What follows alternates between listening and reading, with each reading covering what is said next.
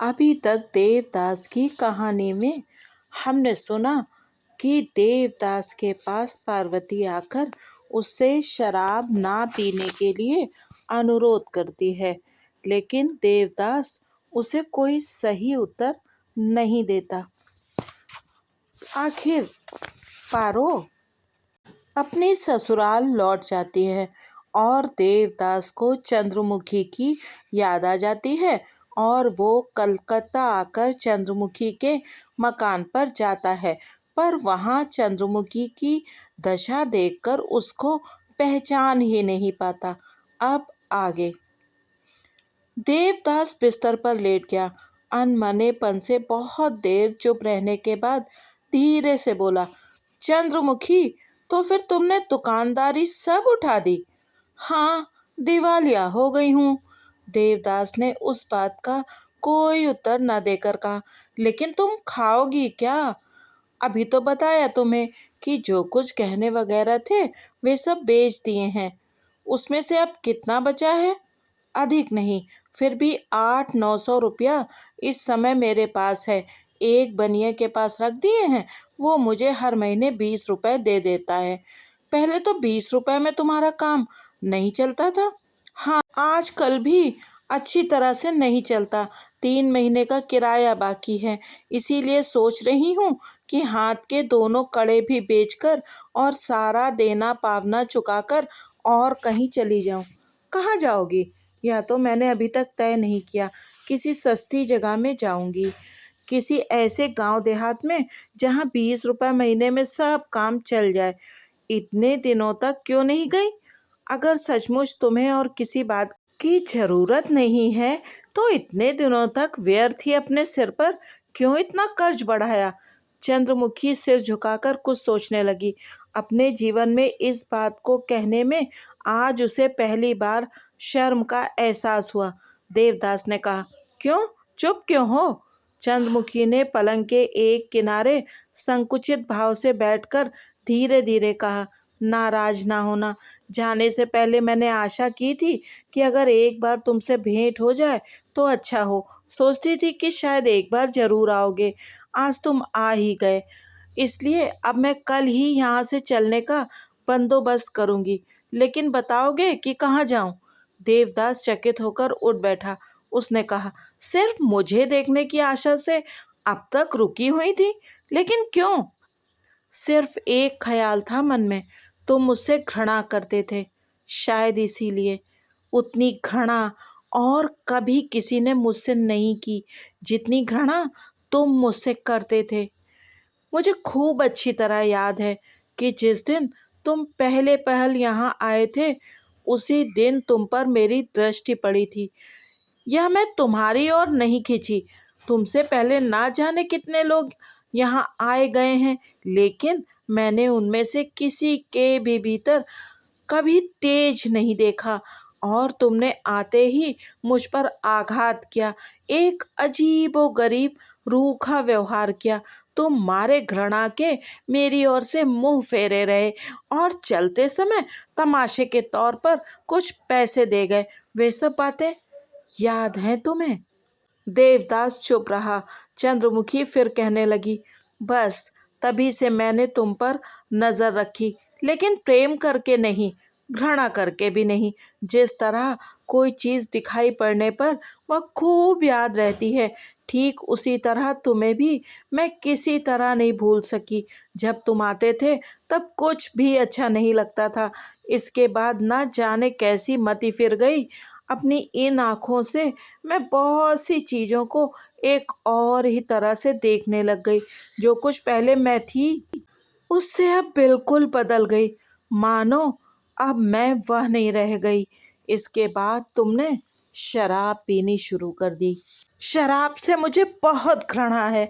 कोई शराब से मतवाला होता है तो उस पर बहुत क्रोध आता, लेकिन तुम्हारे तुम्हारे शराब पीकर मतवाला होने पर क्रोध ना आता, बल्कि बहुत बहुत दुख होता। यह कहकर चंद्रमुखी ने देवदास के पैरों पर हाथ रखकर छलछलाई हुई आंखों से कहा, मैं बहुत ही नीच हूँ, मेरे अपराधों पर ध्यान न देना। तुमने न जाने कितनी बातें कहीं थी। तुम कितनी बातें कहते थे, कितनी घृणा से मुझे अपने पास से हटा देते थे, लेकिन फिर भी मैं तुम्हारे उतने ही पास पहुंचना चाहती थी। अंत में जब तुम सो जाते थे, लेकिन उन सब बातों को जाने दो, नहीं तो शायद फिर नाराज हो जाओगे। देवदास ने कोई उत्तर नहीं दिया। यह नए ढंग की बातचीत उसे कुछ कष्ट पहुंचा रही थी। चंद्रमुखी ने छिपाकर अपनी आंखें पोंछी और आगे कहा, एक दिन तुमने कहा कि हम लोग कितना सहन करती हैं, लांछना, अपमान, जघन्य अत्याचार, उपद्रव आदि। उसी दिन से मुझे बहुत अभिमान हो गया है। तब से मैंने सब बंद कर दिया है। देवदास उठकर बैठ गया। उसने पूछा, लेकिन तुम्हारे दिन किस तरह बीतेंगे? चंद्रमुखी ने कहा, यह तो मैं पहले ही बता चुकी हूँ। मान लो कि वह तुम्हें धोखा दे और तुम्हारे सब रुपए। चंद्रमुखी डरी नहीं। उसने शांत और सहज भाव से कहा, यह कोई आश्चर्य की बात नहीं है। मैंने वह भी सोच लिया है, जब मुसीबत आएगी तब तुमसे कुछ भिक्षा मांग लूंगी। देवदास ने कुछ सोचकर कहा, अच्छा, मांग लेना। अब और कहीं जाने का बंदोबस्त करो। बस कल ही करूंगी। दोनों कड़े बेचकर एक बार उस बनिए से भेंट करूंगी। देवदास ने जेब से 100-100 रुपए के 5 नोट निकालकर तकिए के नीचे रख दिए और कहा, तुम कड़े मत बेचो। हाँ, उस बनिए से जरूर मिलो, लेकिन तुम जाओगी कहाँ? किसी तीर्थ स्थान में? नहीं देवदास, तीर्थ और धर्म पर मेरी उतनी अधिक आस्था और श्रद्धा नहीं है। मैं कलकत्ता से बहुत ज़्यादा दूर नहीं जाऊंगी। पास ही किसी गांव में जाकर रहूंगी। किसी भद्र परिवार में नौकरानी बनोगी? चंद्रमुखी की आंखों में फिर पानी आ गया। उसने आंखें पोंछते हुए कहा, नहीं, वह सब करने को मेरा जी नहीं चाहता। मैं स्वाधीन रूप से स्वच्छंद होकर रहूंगी। दुख भोगने क्यों जाऊंगी? शारीरिक कष्ट कभी सहा नहीं, अब भी नहीं सह सकूंगी। अधिक खींचातानी करने से शायद यह शरीर छिन्न भिन्न हो जाए। देवदास फीकी हंसी हंसा। बोला, लेकिन शहर के पास रहने से संभव है कि फिर प्रलोभन में पड़ जाओ। मनुष्य के मन का कोई भरोसा नहीं है। अब चंद्रमुखी का मुख खिल उठा। वह हंसकर बोली, यह बात सच है, मनुष्य के मन का कोई भरोसा नहीं। लेकिन मैं अब प्रलोभनों में नहीं पड़ूंगी। मैं यह भी मानती हूँ कि स्त्रियों को बहुत अधिक लोभ होता है, लेकिन लोभ की जो चीज़ें हैं उनका जब मैंने जानबूझकर और अपनी इच्छा से ही त्याग कर दिया, तो फिर अब मुझे कोई डर नहीं है। अगर मैं सहसा वे सारी चीज़ें क्षणिक आवेश में छोड़ देती, तो संभव है कि सावधान रहने की जरूरत होती। लेकिन इतने दिनों में एक दिन भी तो मुझे पछतावा नहीं हुआ। मैं तो सुख से हूँ। देवदास ने फिर भी सिर हिलाकर कहा, स्त्रियों का मन चंचल और बहुत ही अविश्वसनीय होता है। उस समय चंद्रमुखी देवदास के बहुत ही पास आ बैठी और हाथ पकड़कर बोली, देवदास। देवदास केवल उसके मुंह की ओर देखता रहा। अब वह यह नहीं कह सका कि मुझे मत छुओ।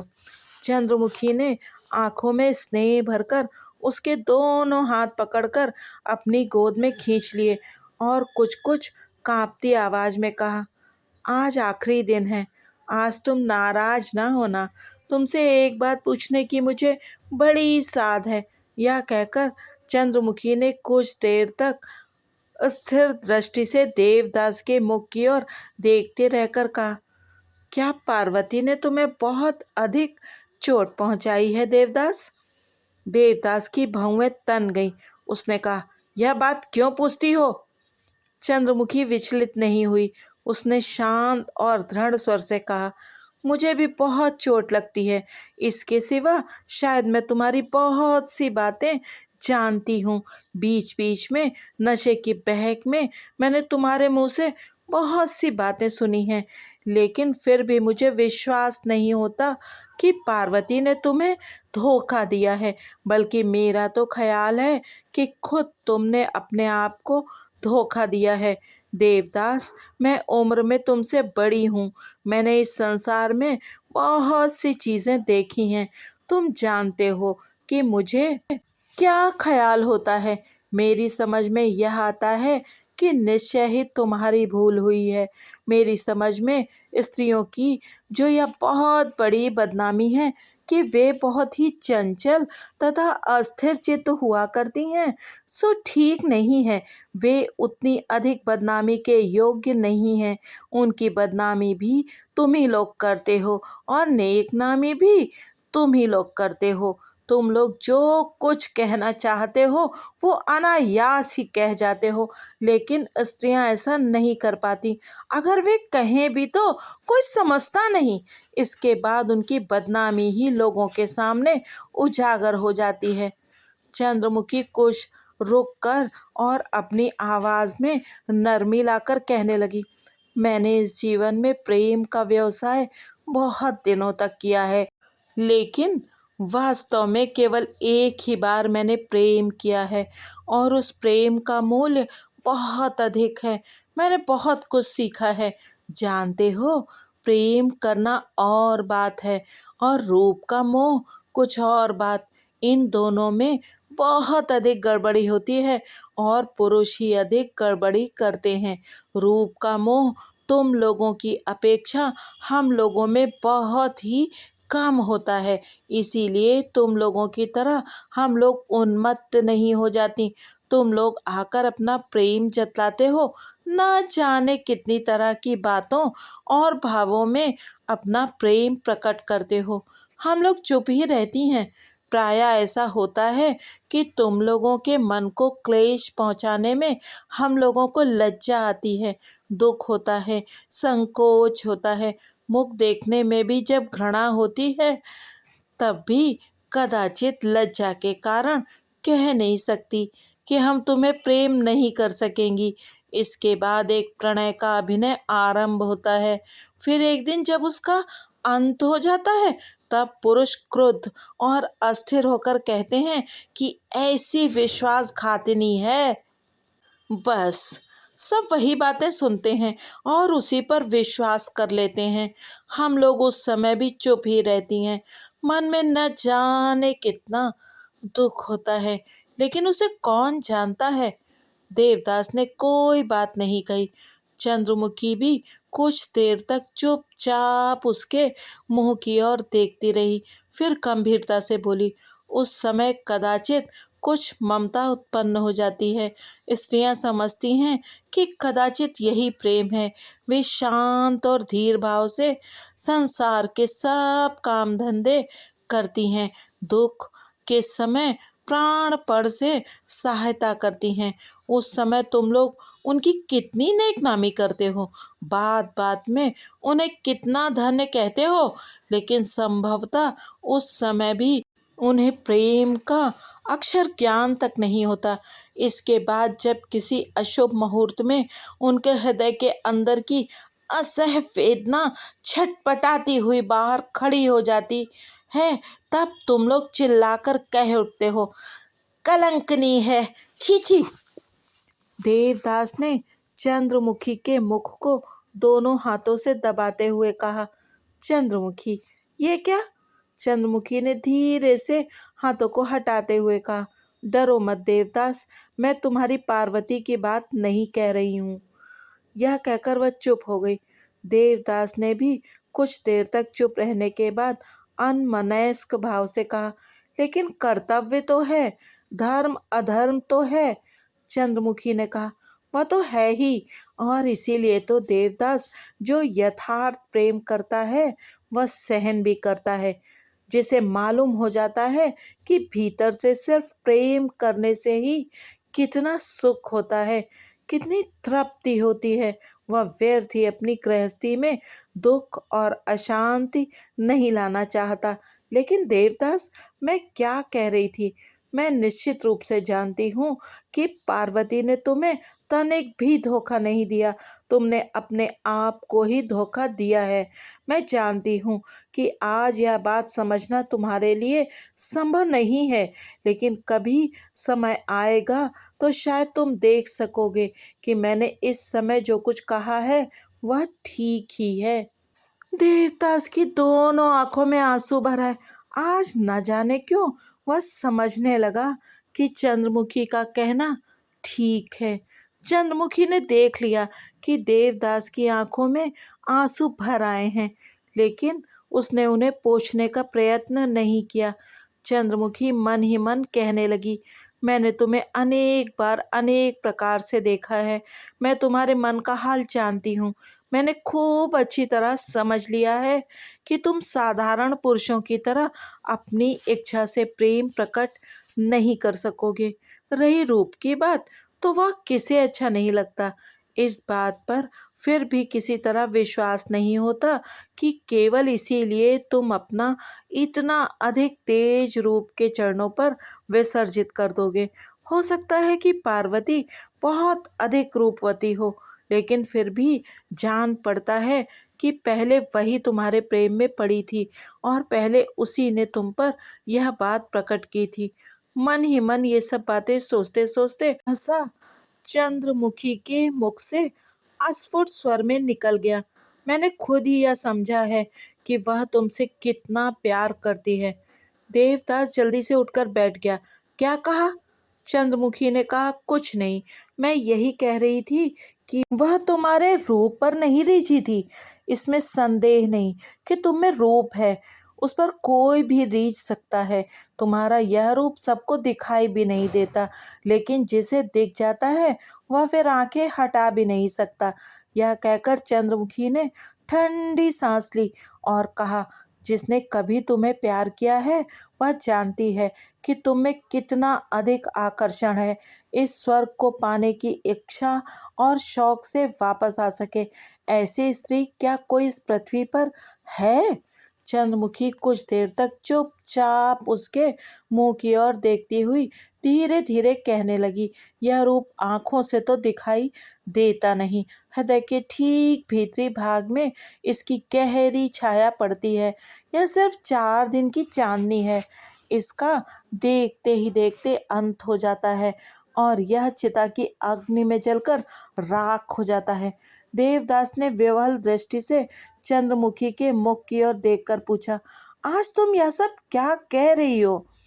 चंद्रमुखी ने मुस्कुराकर कहा, देवदास, इससे बढ़कर आफत की बात और कोई नहीं हो सकती कि आदमी जिसे प्यार न करता हो वही जबरदस्ती प्यार की कहानी सुनाने बैठ जाए। लेकिन मैं सिर्फ पार्वती की तरफ से वकालत कर रही थी, अपने लिए नहीं। देवदास उठने के लिए उद्यत होकर बोला, अब मैं चाहता हूँ, जरा और बैठो।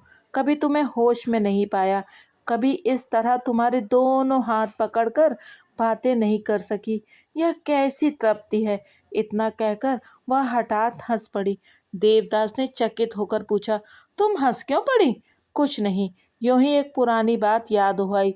वह आज से 10 बरस पहले की बात है, जब मैं प्रेम के फेर में अपना घर बार छोड़कर चली आई थी। उस समय समझती थी कि मैं कितना अधिक प्रेम करती हूँ और शायद उसके लिए अपने प्राण तक दे सकती हूँ। इसके बाद एक दिन एक तुच्छ गहने के लिए हम दोनों में ऐसा झगड़ा हो गया कि फिर कभी किसी ने एक दूसरे का मुंह न देखा। तब मन को सांत्वना दी कि वह मुझे बिल्कुल प्यार नहीं करता, अन्यथा क्या गहना न देता। चंद्रमुखी फिर एक बार यूं ही हंस पड़ी, लेकिन फिर तुरंत ही शांत और गंभीर होकर बोली, चूल्हे में चाय गहना। उस समय कहाँ जानती थी कि एक सामान्य सिर का दर्द अच्छा कर देने के बदले में भी निर्दयता के साथ प्राण दिए जा सकते हैं। उस समय न सीता और दमयंती की व्यथा समझती और न मैं जगाई मधाई की कथा पर ही विश्वास करती थी। अच्छा देवदास, इस जगत में सभी कुछ संभव है ना? देवदास कुछ भी न कह सका। हद बुद्धि की तरह कुछ देर तक एकटक देखता रहा और बोला, अब मैं जाता हूँ, डर क्या है, जरा बैठो। मैं तुम्हें और भुलाकर नहीं रखना चाहती। मेरे वे दिन बीत गए। अब तो जितनी घृणा तुम मुझसे करते हो उतनी ही मैं अपने आप से करती हूँ। लेकिन देवदास, तुम ब्याह क्यों नहीं कर लेते? इतनी देर में मानो देवदास ने सांस ली। उसने कुछ हंसकर कहा, उचित तो जान पड़ता है, लेकिन प्रवृत्ति नहीं होती। प्रवृत्ति ना होने पर भी ब्याह कर ही डालो। बाल बच्चों का मुख देखने से बहुत कुछ शांति पाओगे। इसके सिवा मेरे लिए भी एक रास्ता निकल आएगा। तुम्हारे घर में दासी की तरह रहकर दिन बिता सकूंगी।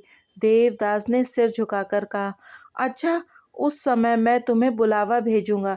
चंद्रमुखी मानो उसकी वह हंसी देख ही नहीं सकी और बोली, जी चाहता है कि तुमसे एक बात और भी पूछूं। क्या? तुमने इतनी देर तक मेरे साथ बातें क्यों की? क्यों? इसमें कोई दोष है? या तो मैं नहीं जानती, लेकिन यह नई बात जरूर है। इससे पहले जब तक तुम शराब पीकर नशे में चूर नहीं हो जाते थे, तब तक कभी मेरा मुंह नहीं देखते थे। देवदास ने चंद्रमुखी के इस प्रश्न का कोई उत्तर न देकर कहा, अब मैं शराब नहीं छूता। मेरे पिताजी की मृत्यु हो गई है। चंद्रमुखी बहुत देर तक करुण दृष्टि से देखती रही, फिर बोली, इसके बाद तो शराब नहीं पियोगे? कह नहीं सकता। चंद्रमुखी ने उसके दोनों हाथ और भी अपनी तरफ खींचकर अश्रु पीड़ित स्वर में कहा, अगर हो सके तो हमेशा के लिए छोड़ दो। देखो, असमय में ऐसे सुंदर प्राण नष्ट ना करो। देवदास सहसा उठकर खड़ा हो गया और बोला, मैं जाता हूँ। तुम जहाँ जाओ वहाँ से खबर भेजना, और अगर कभी जरूरत हो तो मुझसे संकोच मत करना। चंद्रमुखी ने प्रणाम करके उसके चरणों की धूल मस्तक पर लगाई और कहा, आशीर्वाद दो कि मैं सुखी रहूं। एक भिक्षा और मांगती हूँ। ईश्वर न करे, अगर कभी दासी की आवश्यकता हो तो स्मरण करना। अच्छा, कहकर देवदास चला गया। चंद्रमुखी ने दोनों हाथ जोड़कर रोते हुए कहा, भगवान, फिर एक बार किसी तरह इनसे भेंट हो जाए।